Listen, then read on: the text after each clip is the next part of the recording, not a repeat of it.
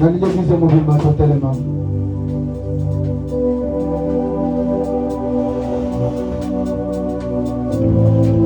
L'église mobile, tellement. Moi, na tellement de l'église mobile. Moi, na makotia ko tellement. Dans notre niveau, à ta condition physique et celle qui est tellement. Quand tu nous sentiras comme ça, na tellement. Côté mana kombo na Yesu Masihi. Nani toya mamusali na nzambe nese. Oyo nzamba poni lelo na tongo lelo alobela biso. Nana lelo dimanche le 26 avril 2026. Il a choisi de nous, son serviteur, pour nous parler de la part de nous. Je reconnais bien que non, qu'il a déjà vu. Il aime encore aujourd'hui. Nangito ya mamusana nzambe. Tamu musana nzambe nemi. Azo pusana. Toze ya mbene seminaso. Beta maboko. Oto beta mulala pone sengo.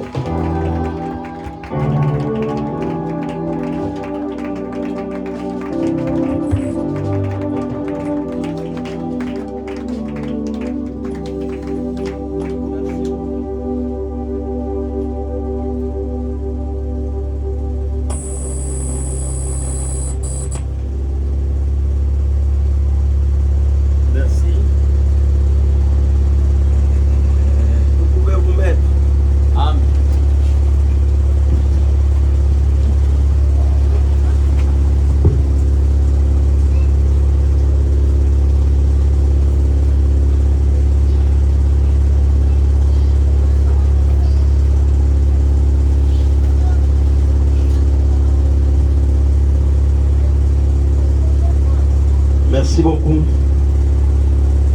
Que le Seigneur vous bénisse. Amen.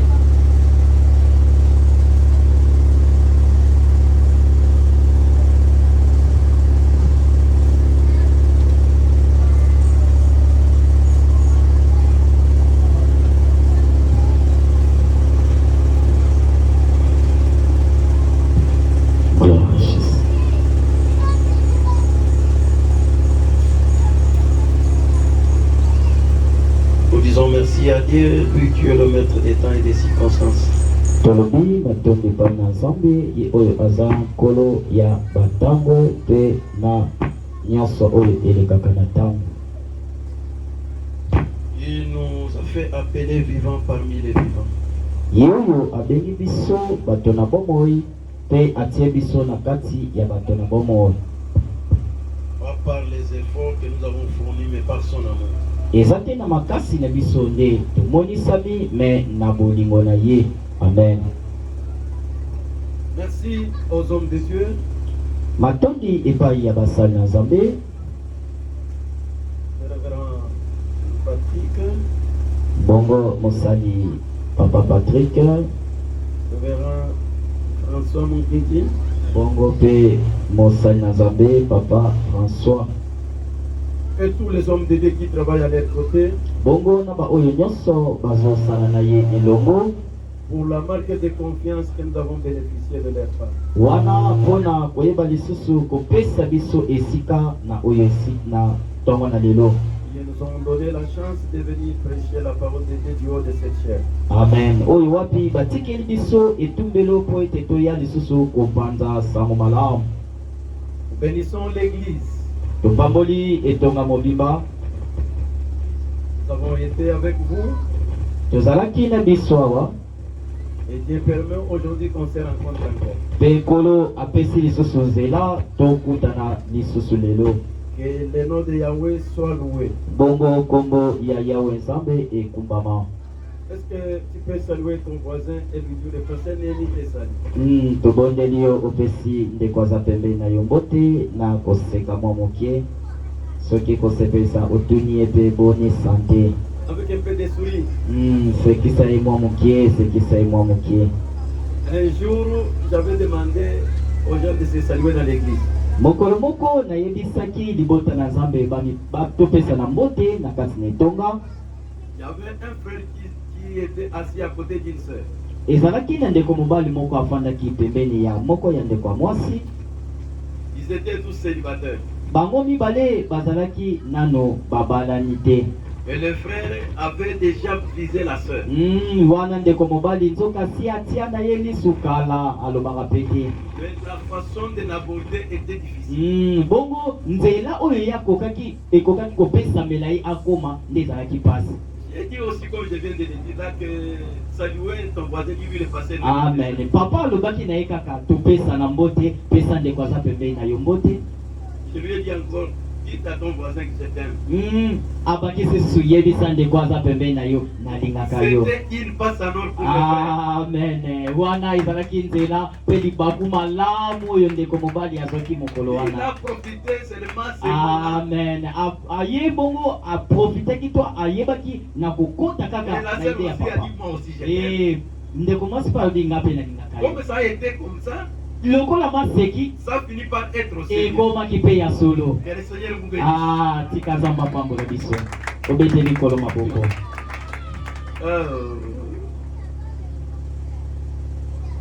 Nous sommes en Genèse chapitre 27. Toza na mokanda na Genèse ebandeli Genèse 27.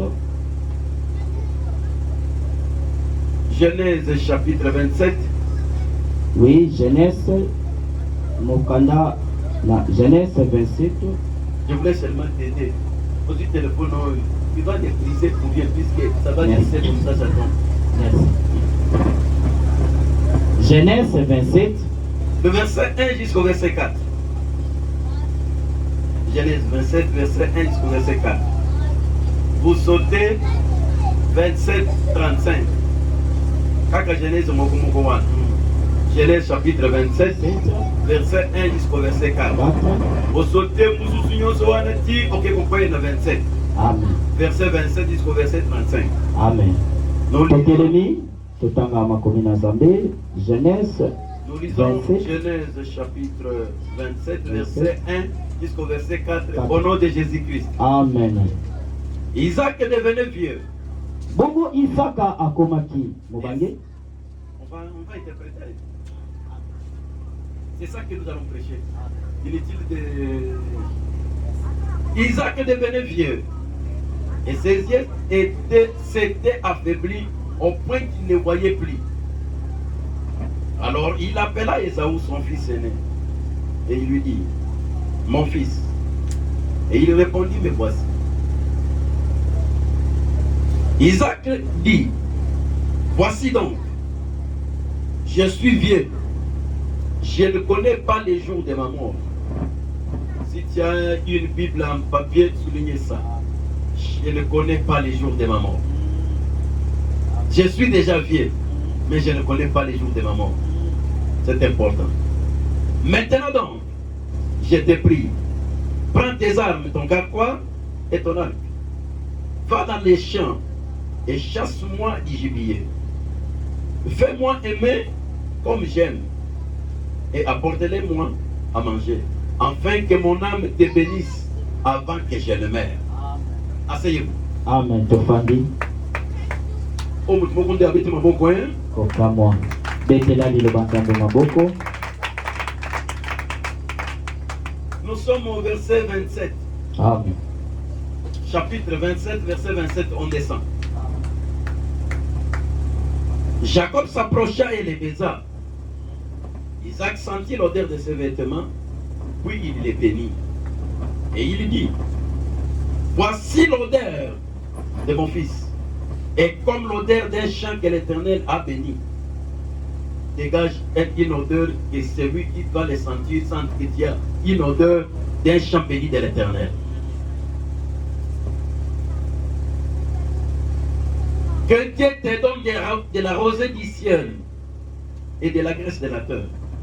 Est-ce qu'il y a quelqu'un ici dans cette église? Il y a une personne dans cette église. Est-ce que tozali awa? Que Dieu te donne de la rosée du ciel et de la graisse de la terre. Nzambe apambola yo. Du bleu et du vin en abondance. Amen. Est-ce Amen. qu'il y a quelqu'un dans cette église? Ezana moto moko azoyoka makambo oyo. Je sens que je suis saint. Tata azomona lokola aza ye moko awa. Que des peuples te soient soumis. Toi là, que des peuples te soient soumis. Amen. Et que des nations se prosternent devant toi. Hey. Hey. On s'adresse à celui qui est dehors, pas à celui qui n'a coûté rien ici. Oh.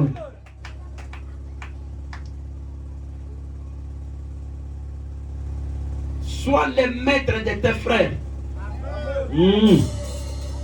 Et que les fils de ta mère se prosternent devant toi. Amen. Maudit soit quiconque te maudira. Amen. Et béni quiconque te bénira. My God. Amen. Avant, Isaac avait fini de bénir Jacob. Et Jacob a peine quitté son père, Isaac, que Esaü, son frère, revint de la chasse. Et il fut aussi aimé qu'il apporta à son père. Et il dit à son père, que mon père s'élève et mange du gibier de son fils, afin que ton âme me bénisse. Isaac, son père, lui dit, qui es-tu? Et il lui répondit, je suis ton fils aîné Esaü. Isaac fut saisi d'une violente émotion. Et il dit, qui est donc celui qui a chassé du gibier et me l'a apporté? Je l'ai mangé de tout avant que tu vinces. Et je l'ai béni. Aussi sera-t-il béni. Amen. Amen. Comme je l'ai déjà béni, il sera béni. Amen. Amen. Qui est celui-là qui est venu avant toi? Nani yango oyo nde aye liboso ya Il m'a boyoya. apporté du gibier. Amemeli ngai mpe. J'ai déjà mangé. Mpe na lie yango Je de. l'ai même béni. Mpe na Et pamboli comme je l'ai béni, lokola na pamboli il sera béni. pamboli sekei. Amen. Amen. lorsque Esaü entendit les paroles de son père, il poussa des forts cris, pleins d'amertume. Et il dit à son père, bénis-moi aussi, mon père. Ah. Isaac dit à son fils, Isaac dit, ton frère est venu avec riz. Il a enlevé ta bénédiction. Oh.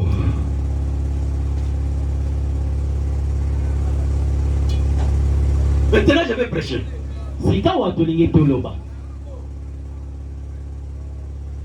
Si tu as un enfant d'autrui, retourne-le. Soko oza na mwana ya bato memi zongisela ye mokolo na ye. Quand je suis venu dans cette église, Tango papa ye awana esika. Amen. C'est ça l'interprétation. Amen. Amen.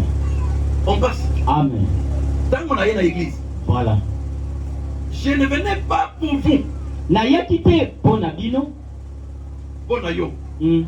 Je suis venu pour une grande personne de grande taille. Amen. Na ye pona bato ebele pe ba oyo baza bingambe vraiment. Pas yo muto muto c'était na yela ki ngambe moko. Amen. Amen. Mutu moko munene. Mais quand na yela ki asate yo na muti. Amen. Yonde. Un jour il y a eu quelque chose. Amen. Amen. Mokolo moko elekaki likambo moko. Et peut-être je l'aime beaucoup. Amen. Quand on parle avec lui, on n'aime pas se quitter au téléphone. Amen. Amen. Esengoli kaka mingi. Yannick, un chauffeur taxi moto. Yannick, mokambi Yannick. Chauffeur taxi moto, Yannick. Mokambi Yannick ye yo liboso awa. Donc, sans travail de venir faire dans la gloire de l'encadrage. Amen. Sora Dinikama Kodas. Je vois ton cœur très abattu. Namoni motema na yo ezobeta beta vraiment. Quand je regarde devant, je vois derrière toi en train de pleurer. Tango na tali yo namoni yo kei ozongi pe ozolela. Sa femme est là. Monsignazawa, Madame, Maman Mokambi. Je vois un esprit de perte là en train de te suivre. Namoni molimo moko ya kobungisa izolandalanda yo. Et kobanda na biloko ekosuka na bato. Oh. Pas gonika à ma place. Yanda na santa baba ya fikere ya santa. Suis-moi. Yaka. Berger. Ah. Iga centra Jemiba.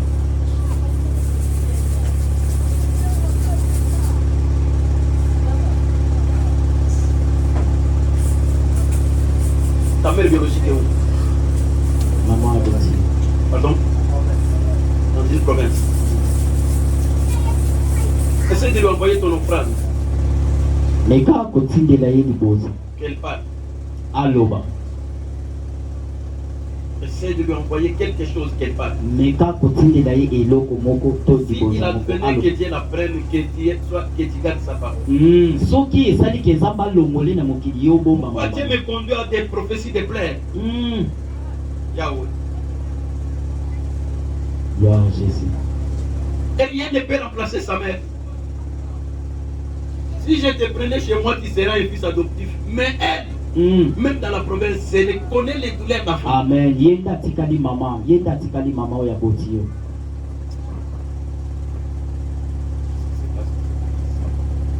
Pendant que sur la suite. Amen. Zamba pambola.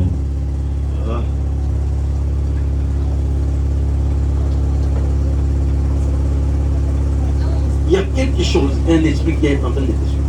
Ezali na molimo moko vraiment ezo landa yo. On a manqué à te tuer au mois de février. Bazangaki koboma yo na sanza oya mibale. Maintenant, il y a un esprit de destruction, de perte de biens. Batie sikoyo molimo moko ya kobebisa ya kopanza vraiment. Kobungisa vraiment.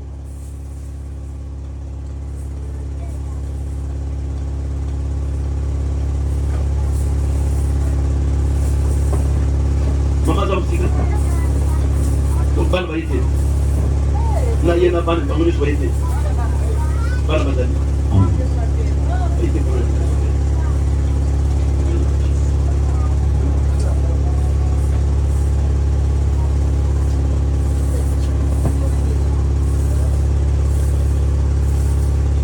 Où est l'amour? Exactement.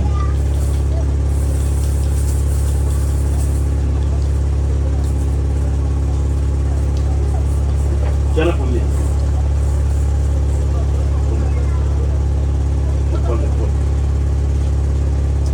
Les autres qui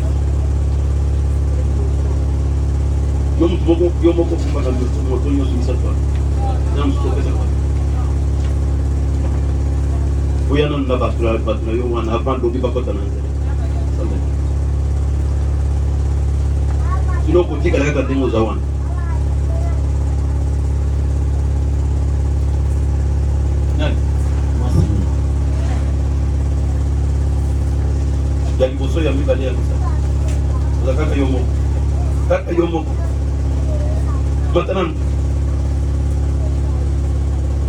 makambo nazo baona ozoyeba yango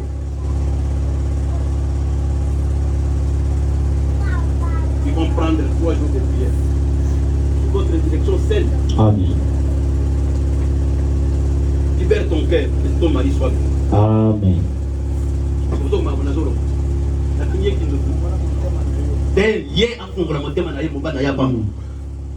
Fungola motema loba malamu po ete mobali na yo apambola. Amen. Ozana likambo boyebisanga ozana likambo ya kolobi te kaka sikoyo ya timate nyala solo na bakosi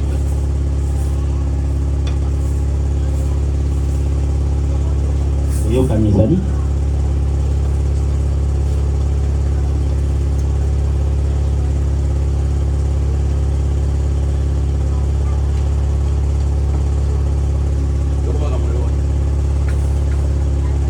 Le problème est wana kuna lukaso bateleke biso bapaster mpo balandela biso na bapriere parce que nga mona mona monene ata jour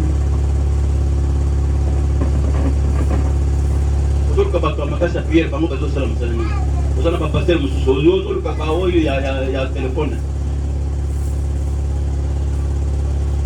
ntango boliaka mbongo moto bapesaka nga c'est votre vie et c'est votre bonheur. ezali ya bino mpona bolamu na bino. Prenez le temps de parler avec les hommes de Dieu. bozwa bantango ya kosola na basali na nzambe. Moto na bino moko esi ememanga n'est-ce pas? Amen. Comment pouvons accepter la perte? mpona nini nakolinga ebumba. Amen.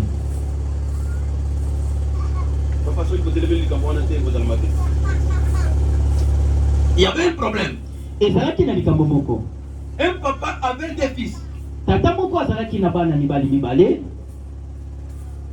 L'aîné s'appelait Esaü. Yaya komoni ezalaki Esaü. Le petit s'appelait Jacob. Bongo leki komoni ezalaki Yakobo. La maman s'appelait comment? Maman. La maman s'appelait comment? La maman décédée garçon.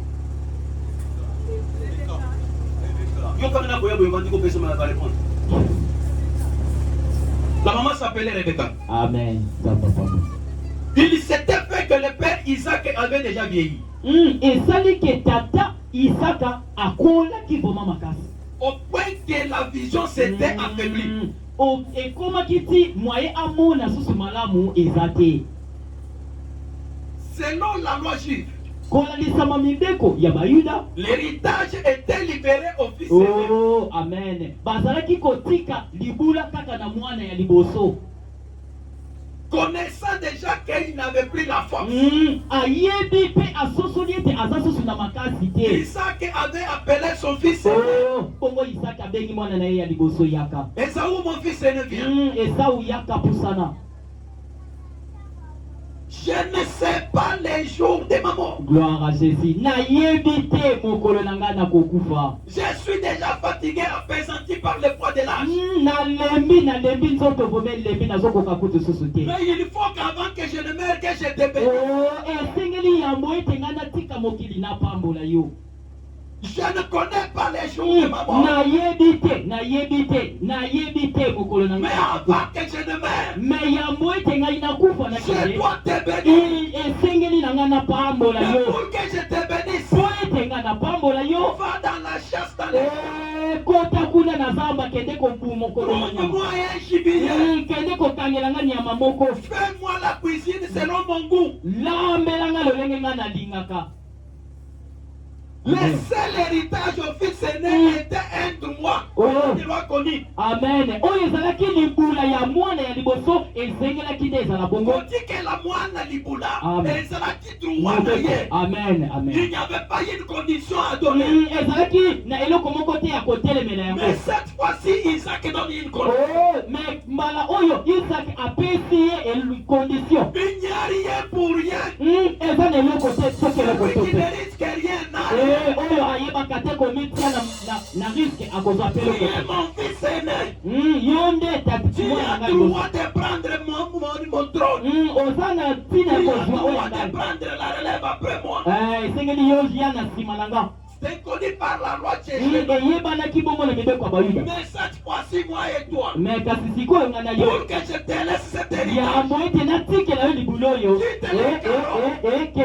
quitte la maison, quitte la chair où il y a de l'air qui te passe,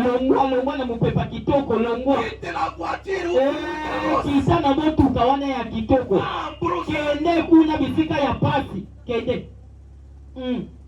apambola yo papa. Il y a toujours un sacrifice à payer pour quelque chose. Nakasa ni ngombe kobeta maboko, betela na nkolo maboko. Yaya betela nkolo maboko, pardon. Papa bandela mo lisusu etoke yoka. Il y a toujours un sacrifice à payer. Ezala mbalo moko ya kofutaka. Il y a toujours un effort à fournir. Esengeli makasi moko ebima. Celui qui ne risque rien n'a rien. Oyoki yango malamu. Apambola yo papa. Nous sommes dans le monde. Tozana mokili. Si tu n'as rien, tu n'es rien. Soko zane loko toza pe loko te. Zamba pambolo papa. Les gens qui vous saluent sur la rue là, bato bapesa baba mbote wana na c'est nzela plus qu'ils vous voient monter du haut de cette chaise. te amono apesa ko po amona ko matakawa. Dès que l'église disparaît, même les gens qui saluent, ils ne vont plus te saluer. Soki kaka lelo église elimwe bato pe baza suste bango pe bakomono sute. Les petits de la cabine du coin là qui te donnent les médailles et les initiales, ils sont au foot à Kaye bien. Ayebi ki opesaka soko outi église okoya ofuta.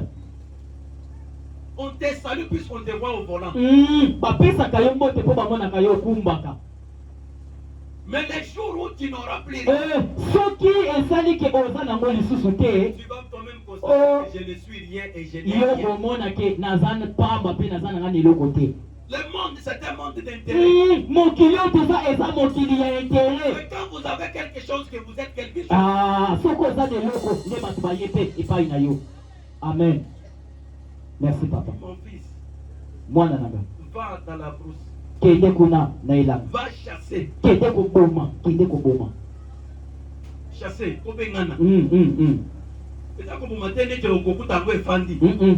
Le gibier là, il faut le chercher là où il il est. faut qu'on lande mbangu. Amen. Il faut qu'on lande mbangu vraiment. Celle dans la brousse. Yo moko na katela. Tu peux les poursuivre le matin pour l'attraper le soir. Amen. Okobanda kokima na mbangu banda tongo ti. Mais on lui donne la condition. Mais bayebisi eka mobeko wana kende. Le droit de l'héritage appartenait à Isaou. Oyo ezalaki bongo droit ya libula ezalaki mpona Esau. Mais Rebecca a entendu les discours. Amen, amen. Elle est allée parler avec Jacob. Vous connaissez ce qui s'est dit. Oyebi yango malamu lisolo mpona koganye ntango. Et Jacob bongo Yakobo a dit à sa mère, ayebisi mama na ye. mon grand frère est venu, il a des poils. Amen.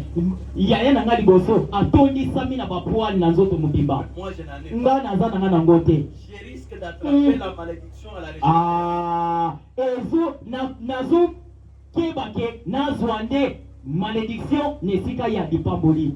Moi j'ai besoin de la bénédiction. Amen. Naza posa ila kelike mais naza posa va dipamboli. découvrir que ce n'est pas moi. Tangu tata koyeba keza ngai nde te mwana na ye ya liboso. Il risque de me maudire avant de devenir. Akoya kolakela nga nesika pambola ngai ye. Rebecca lui dit, Mama na ye alobi. fais seulement ce que je te dis. Le reste là, ça va retomber. Amen. Alobi na ye yo salaka onga na olobi na yo. Soki ya mabe ekita likolo nanga. Nous qui méritons la malédiction. Biso yo tobongisamaki na bilakeli mabe. Il y a quelqu'un qui a porté eza na moto moko amemaki bilakeli wana na ekulusu. Il a ouvert le chemin. Afongolaki nzela. Il nous a dit, Ayebisi biso. moi, Ngai je suis le chemin. nazali nzela. Quand Adam a péché, Tango Adamu asumuki. la terre avait sorti des épines. Amen. Mabele ebimisaki banzumbe, ebimisaki basende.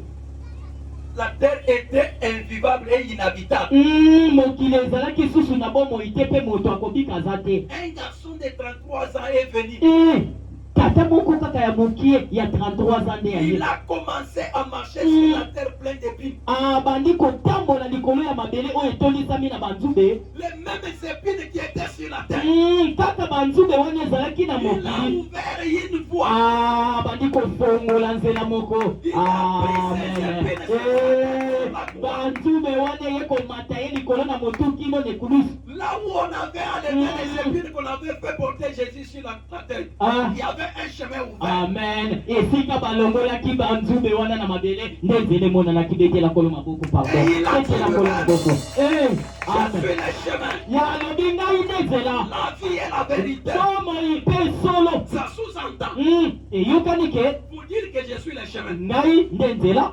Pour dire que Mpona koloba ke kolobela bino ke kolobela bino ngai nde nzela. ngai nde nzela. Amen. Eza bosolo. Amen. Eza bongo ya Je solo. suis le chemin. Naza nzela. Je suis la vie. Naza bomoi Je suis la vérité. mpe naza bosolo. La vérité vient en troisième position. Bosolo eye na ya misato. Pour confirmer que les deux premières sont d'une vérité. Mpona kolakisa ke ba oyo ya mibale ya liboso yango nde bongi.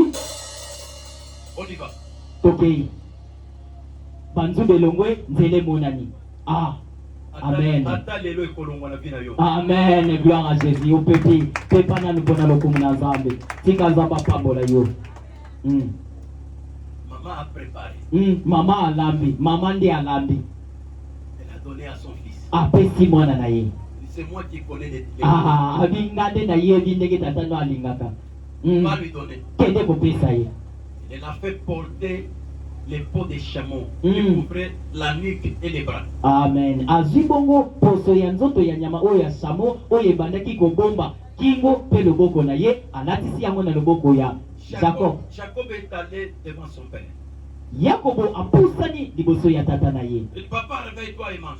Tata lamuka olia. Et papa s'est réveillé. Tata atelemi alamuki. Qui est-il toi? Alobi yo nde nani? C'est moi Esaü ton fils. Ngai nde Esau mwana na yo ya liboso. Je t'ai amené les gibiers. Na memeli yo nyama. Pour que tu manges et que tu me bénisses. Po ete olia pe opambolanga. Papa dit. Papa alobi. Approche-toi, je vais te toucher. Pusana na noa wana simba yo na maboko. Et je vais te Amen. Bongo na simba na kopambola yo. Quand Jacob s'approcha, Tangu Yakobo azopusana, le papa lui dit, papa ayebisi ye. quand tu parles, Tango ozoloba. ma voix c'est Jacob. Nazoyoka mongongo ya mwana mibale te. Nga nazoyoka mongongo Mais ya mwana quand je mibale. te touche, Mais tango nazosimbo na nzoto, je sens que c'est Esaü. na comprendre que eza nde mwana na ngai liboso Esau. Quand tu parles, Tango ozoloba, la voix c'est celle de Jacob. mongongo ya Yakobo. Et quand je te touche, Mais na nzoto soki nasimbi, la peau que je touche c'est celle d'Esaü. poso ya nzoto nde ya Esau. Amen. Mais comme tu es déjà là, Mais lokolo eza de oye awa deja, apporte-moi ce que tu m'as amené. yelanga oyo oyeli ngai. Memelanga ngo. Dans les cafouillages, Amen. Amen. il avait besoin de venir Esaü. Azalaki na posa Mais pamboleli. il entend la voix de Jacob. Mais ayoki mongongo ya Il Jacob. touche la peau d'Esaü. Asundi poso te apamboli. Il bénit dans les cafouillages. Apamboli. Apamboli. Amen. Il a béni dans les désordres. Apamboli pena na bulu yeke. Maintenant, les garçons ont apporté ce qu'il avait. Bongo mwana mobali ameni oyo ayelaki ye. Il avait amené les plats pleins. Amemaki bongo bilei etondisami na sani. Papa a pris ça, il a tout mangé, il a fini. Tata azwi yango asilisi yango nyonso. Le petit lui a apporté encore le vin. Mobali mwana mobali amemeli ye lisusu vino. Le papa a pris tout, il a fini. Ameli yango mpe nyonso esili. Vous savez qu'est-ce qu'il fait en retour? Oyebi nini etikalaki na nsima? Qu'est-ce qu'il a fait? Eloko nini asalaki na nsima nango? Il a pris seulement les assiettes vides, il a donné à azwi kaka basani ya pamba apesi mwana. J'ai déjà mangé. Ngasi na lie Prends des assiettes. yo zwa basani na yo. Il commence à parler. Abandi na ye koloba. Oh, l'odeur que je sens, Solo nazoyoka. c'est l'odeur d'un chant venu de l'éternel. Ezali solo ya elanga oyo nzambe apamboli. Oh, que Dieu te donne de la rosée du ciel et de la graisse de la terre. Nzambe apeso lipamboli ya likolo pe mafuta ya mabele. Mon petit-fils disait à sa sœur, il y a Yozana Bilobela. Amen. C'est trop fort. Ni babenga ka Bilobela na linga. Bilobela nde nini o? Ezali Bilobela. Bosunga biso. Interprète. Bilobela. Ozoloba kaka makambo moko. Ozoloba papa makambo moko oselo oli biloko na ngai. Ono pesa ngai pambolo mandiko na biloko ozoloba biloko mususu. Yo oli biloko na ngai. Amen. Pesa ngai héritage. Amen. Okomi kolobalo. Ozana bapanga. Ozana mituka. Ozo pesa ngai ta contact ya mutuka te. Ozo pesa ngai ta mikanda ya pango te. Obandi bilobalo. Bilobalo. Biloko na ngai osoli ozusilenga bazali pa. Tokamo.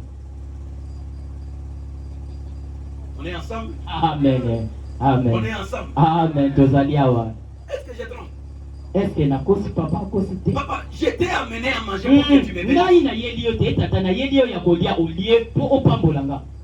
Tu as dit que tu ne connais pas les jours de ta mort. Olobaki oyebi te mokolo no ya liwa. Tu as beaucoup de richesses. Oza na babozwi ebele. Mais je t'ai déjà donné ce que Kasi nga na tu avais. pesi deja oyo osengaki Comme tu ngai. l'avais Mais cherché. lokola li olingaki. Mais tu ne me donnes pas ce que tu as là, tu commences à quoi à parloter des choses. Oh, esengelaki yo opesanga oyo oza na omai obandi kolobelanga kaka bilobaloba. Maloba pamba. Vous savez ce qui s'est passé? oyebi nini elekaki? Jacob a pris seulement ses assiettes, il est parti.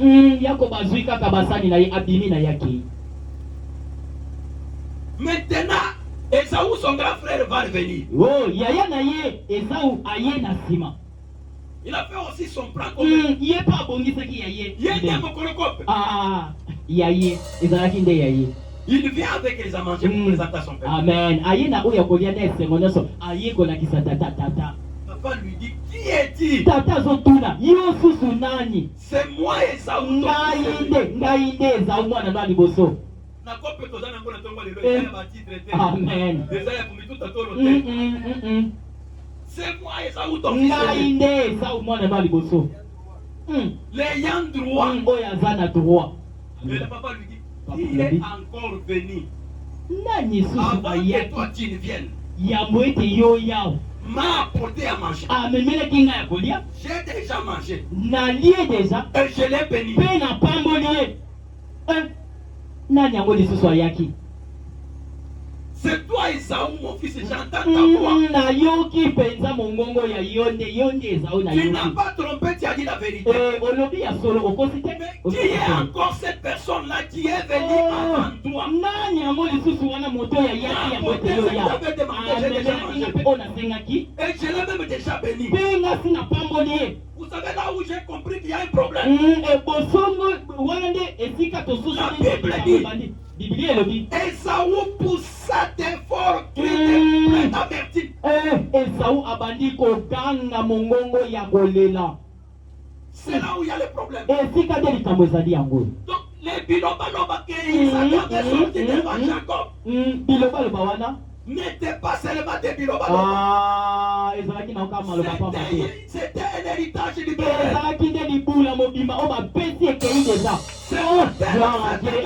Tala maloba yango ezobima na ntongo ya lelo. Ce matin, na ntongo ya lelo nazoloba nous allons parler sur le pouvoir. tokolobela oyo ezali bongo bokonzi ya maloba. Le pouvoir de la parole. bokonzi ya maloba. Le pouvoir de la parole. bokonzi ya maloba. Qu'est-ce qu'on appelle pouvoir? nini nde tozobenga bokonzi? C'est une capacité d'évoluer à une autorité. ezali bongo oyo ebongisami likolo ya moto azokamba.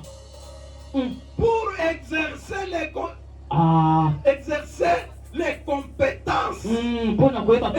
les moyens de ses compétences. Amen. Koyeba kotia na misala oyo ebongisami na makasi na ye. Esaü n'avait pas trouvé les parcelles placées. Esau akutaki Il n'avait pas trouvé les contacts de la akutaki nyonso eza wana. tous les comptes en banque étaient. ezalaki wana. Qu'est-ce qui manquait? Mais eloko nini ezangaki? C'est le pouvoir de la parole. ezalaki bokonzi ya maloba. Esaü avait pleuré au milieu des richesses de son père. Amen. Il Amen. n'avait pas besoin. Aïe aïe aïe. Amen. Esaü azalaki lisusu na besoin na biloko te. Mm. Azalaki na besoin ya pouvoir. ya pouvoir bokonzi wana ya maloba. Biloko te. Mapango etikala nango. C'est vraiment là où les gens touchent l'argent. osalaka esika bato bazosimba mbongo. Mais toi tu vis comme pauvre. yo ozaka lokwa mobola. Il te manque le pouvoir de la parole. ezozanga yo nde bokonzi ya maloba. Tu es né dans une famille où les gens vivent bien. obotami na liboso bato nyonso baza Tu malamu. es la seule personne. yo ozaka yo Tu moko. vis les misères. ozobika Il pasi. te manque ezozanga ye eloko le moko. pouvoir de la ezali parole. bokonzi ya maloba. Le pouvoir c'est quoi? bokonzi te nini? C'est la capacité ezali oyo d'évoluer à une autorité. oyo etiami À papa. une personne Amen. pour exercer mpona koyeba kotia les misala. moyens de sa compétence. Amen. kotalisa oyo azali. Même moi-même, après, entre Jacob et son père, je n'avais rien compris. na yakobo mpe na tata na ye nga moko nakomponaki eloko te. nayebaki nanga te. Koyela ye biloko, koyela ye biloko. kolea, kolobela ye makambo. Amen. Ça ne m'avait pas touché. Je suis surpris. Je suis réveillé par la réaction d'Esaü. na ye nde kolamuka na oyo wapi Esau ayaki kosala. Quand Esaü a compris que son père avait déjà libéré le pouvoir de la parole, ntango Esau akompane ke tata na ye si abimisi bokonzi ya maloba ekei. il a poussé des... abandi koganga na kolela. ozolela La nini? Bible dit, biblia elobi quand Esaü s'est présenté devant Isaac, ntango Esau apusani liboso ya tata na Isaac. Et ça, Isaac était saisi d'une grande et une violente émotion.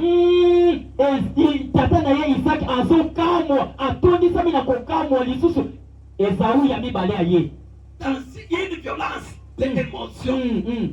Eleke die vraiment mingi. Ce matin, Amen. même dans l'émotion, Ata na kati ya koba te na pabolio. ce matin, Na tongo ya lelo. même dans les confiances, Ata na kati ya mbungana. c'est béni. Na pabolio. Regardez-moi, Talanga. tu n'es pas le représentant des boules. Ozate oyo aza ya bato nyonso. La première à te prostituer. Amen. Ce matin, Na tongo ya lelo. l'état où tu es, Nekesiko je za. te bénis. Na pabolio. Je suis venu. Na ye. Libérer sur vous Kodulika. le pouvoir de la parole. Mabokonzi ya maloba. On t'avait pris. Oyo babosolaki. Nazongiseli yo yango. Oyo bayibaki. Nazongiseli yo yango. Oyo babosolaki. Ezongela yo. Amen. Ezongela yo. Oyo azontima yango. Tika malobo elata nzoto. Je libère le pouvoir de la parole sur ta vie. Amen. Là où les portes étaient fermées, Esike kangama je les ouvre aujourd'hui. na fongoli yango lelo. Entre comme un homme. Te lokola mo. Entre là où les hommes entrent. Kota bisika bato Tout le monde bazokota. peut entrer sans rien trouver. Esika bato bazozela eloko. Yo zwa eloko. Pas de l'avant. Amen. Kete liboso. Je suis venu libérer le pouvoir de la Na parole. ye kopesa yo bokonzi ya maloba. Tout ce qu'on t'avait déjà volé. Oyo nyonso bayibaki yo La wana. qualité de la Lokola mosali na Nzambe. Nazongiseli yo yango. Ezongela yo. Jacob n'était pas l'ayant droit. Yakobo abongisamaki te. Sur le pouvoir de la parole. Mais na likolo ya bokonzi ya maloba. Ye nde arekiperaki azwaki yango. Bible elobi. Que Dieu te donne de la rosée. Nzambe apesa yo bozwi ya likolo. Que mon Dieu te donne de la rosée. Nzambe apesa yo oyo ya likolo. On appelle les rosées. Amen. Apesa oyo ya likolo. La rosée, c'est la faveur du roi. Amen. Amen. Amen. Bisike longira yo izalaka komona na te. Bamona yo. Lebe komona. Amen. Amen. Ozosala musala na bato bazosimba mbongo. Oza neti mwana bitina na bango. Kokamwa batindaka yo. Puisque tu as été privé du pouvoir. Po yo bapimelaki yo bokonzi ya maloba te. Je te donne les mandats aujourd'hui. Napesi yo yango lelo. Zwa yango lelo. Zwa yango lelo. Là, il n'y avait pas de porte. Esika bikuke ezalaki te. Efongoli yango. Bisika. Pambolama. Là où il y avait des complications. Esika oyo ezalaki Je kokomplike. libère ta vie. Efongwama bomoi efongwama. Lipamboli ya lola ekita likolo na yo. Pour avoir monté sur la couche de son père, Ruben a été maudit. Na nsima na ye komata likolo ya oyo wape bongisamaki ya tata na ye. Bongo Ruben alakilamaki mabe. Mais quand Moïse est arrivé, Kasi ntango nyonso ya ye il a enlevé la malédiction. alongoli bilakeli ya tata. Même Tata. si tu as été maudit avec Ata raison. balakelaki yo epai ya tata. Même si tu as été maudit avec raison. Ata balakelaki yo na À ntina. cause du mal que tu avais commis. Te na ntina oyo ya makambo oyo moko osalaki yango. Si tu vis la vie que tu as aujourd'hui à cause de tes erreurs. Ata kozobika bomo ya mabe oza nango lelo mpona baerreur na yo ya lobi. Lokola mosali na Nzambe. Naye koloba. Na libere. Napesi yo mokonzi maloba. Bongwama. Bongwama. Esika bapote kalabaki. Bongwama. Esika makamazaki te. Zwa yango. Zwa yango. Zwa yango. Église ezocomprendre te. Kota na vision.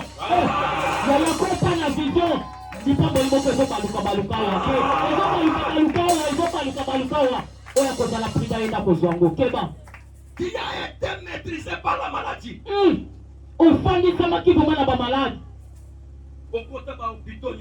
Nyonso bamete bayeba yo deja. Il te manquait le pouvoir de la parole. Ezangaki yo nde bokonzi ya maloba. Il te manquait le pouvoir de la parole. Ezangaki yo nde bokonzi ya maloba. Isaac a mangé. Isaki Il a alie. prononcé les paroles. Abandi koloba na ye ka Ça ne maloba. nous a pas beaucoup attiré. Eske eteli biso te. Et si Maki biso makasite.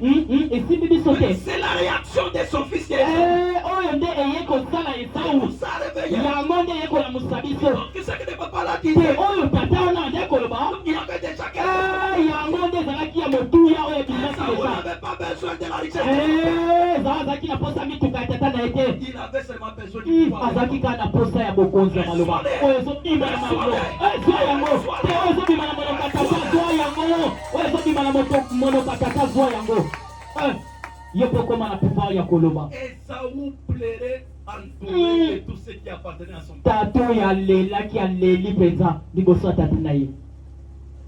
Tout ce qui appartenait à son père était là. nyonso ya tata na ye ezalaki nango wana Intact. efandi wana Rien n'était parti avec. te eloko te ekendaki ezalaki nango wana. Jacob est parti avec ses assiettes. yakobo amemika basani ya pamba Il basani ya a amené pamba les assiettes pleines à manger. Il a amené les assiettes pleines à manger. amemaki biloko Aïe, aïe, aïe. amemaki sani oyo si deja ayaki na sani na biloko ebele Apesi Pakam, apesi Papa tata Wana, abie yango avec les clés, il a tout mangé. asilisi nyonso. Donc on peut même être avec le même, on peut bien manger. amen amen amen. Allez, biloko wa mwana nyonso. asilisi nyonso apesi ye basani ya pamba Avandi biloba lo. biloko. Et Jacob est rentré yakobo azongi na ye avec les biloba lo.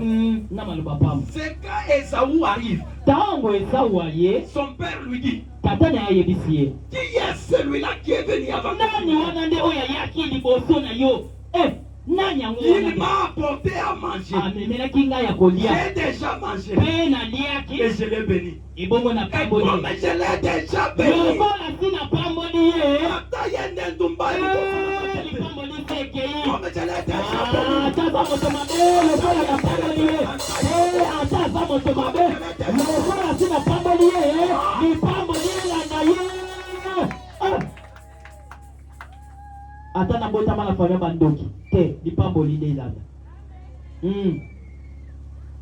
père n'était pas pasteur. tata na nga azalaki na ye paster te. Moi je suis né d'un chef coutumier. nabotama na oyo wapi basimbaka mfumu ya mboka. Merci papa.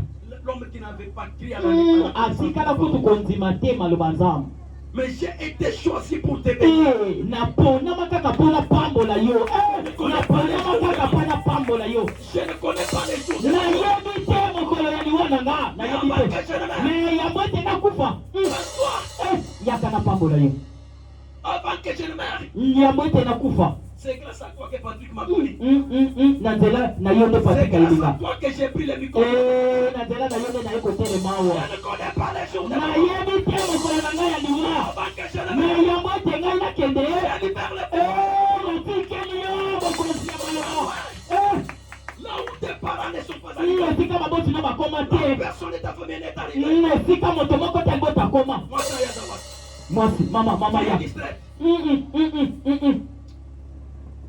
esika bango bakoma te. Je ne connais pas les jours de ma mort. nayebi te mokolo na ngai ya liwa. Je ne connais pas tes nayebi familles. te nayebi yango te. Mais avant que je ne me meure. yango ete ngai nakende Laisse-moi libérer. nazobimisa na Ça libere va où? te. My God. yango ete nakende yango ete nakende yaka Ce n'est pas le moment de distraction. Promesse de Dieu. bilaka ya nzambe. Promesse. bilaka aza wapi? bilaka aza wapi? Promesse. Promesse. amen. Promesse. bilaka babengi yo Je bilaka. ne connais pas les jours. nayebi te mokolo na ngai ya liwa. Avant que je ne me meure. yango ete ngai nakende Laisse-moi libérer la parole. tika ngai nabimisa natindela yo napesi yo bokonzi ya maloba. nzambe na bomoi Les plans dans l'Ivoire. nzambe na bomoi. Série de la plan du Cameroun. Oh. Grâce à vous, na nzela na bino j'ai pris ce micro de cette nde chaîne. natu mongongo mpe elobeli na J'ai tene perdu toute cette église. liboso etongo ya moni C'est grâce à vous. na nzela na bino nde. Tellement peu mener mon bon nayo. mama kende kuna. Toi, tu restes devant moi. C'est mon chère. mama yo kende baza papa.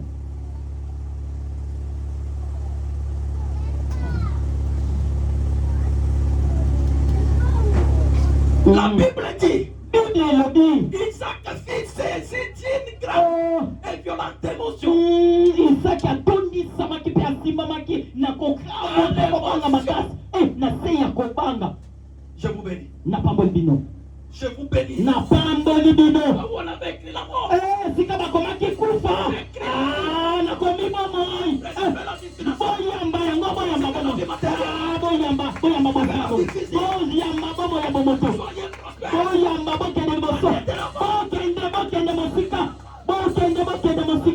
bokende mosika ame mabino mosika nkolo ame mabino mosika bokende mosika yes pambolama Merci. amen Mettez-vous me bénir.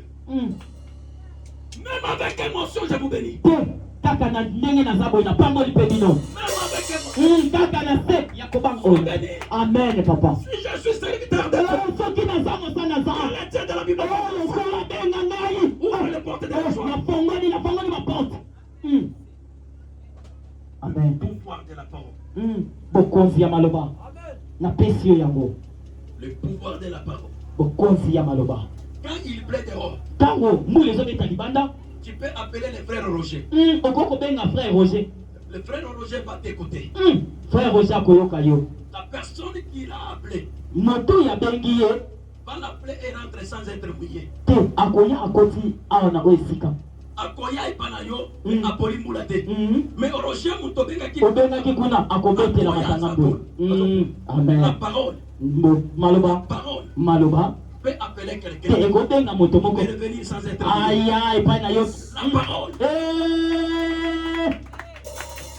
Maloba. Maloba. La parole. Maloba. Dès que je prêche là, ndenge nazoloba les gens qui me connaissent, ba oyo bayebinga quand ils entendent ma voix, ntango bazoyoka mongongo c'est le pasteur. paster ye wana C'est le zolo pasteur Némi. te paster Némi Ils ne ya m'ont zolo pas vu.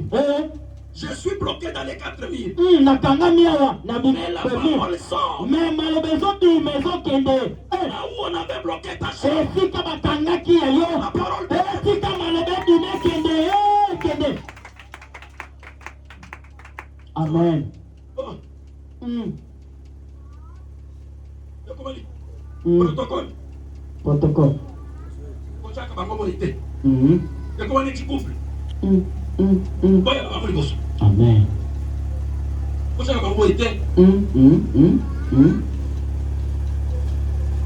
Amenez-les ici. Boya na bango. Le pouvoir de la parole. Bokonzi ya maloba.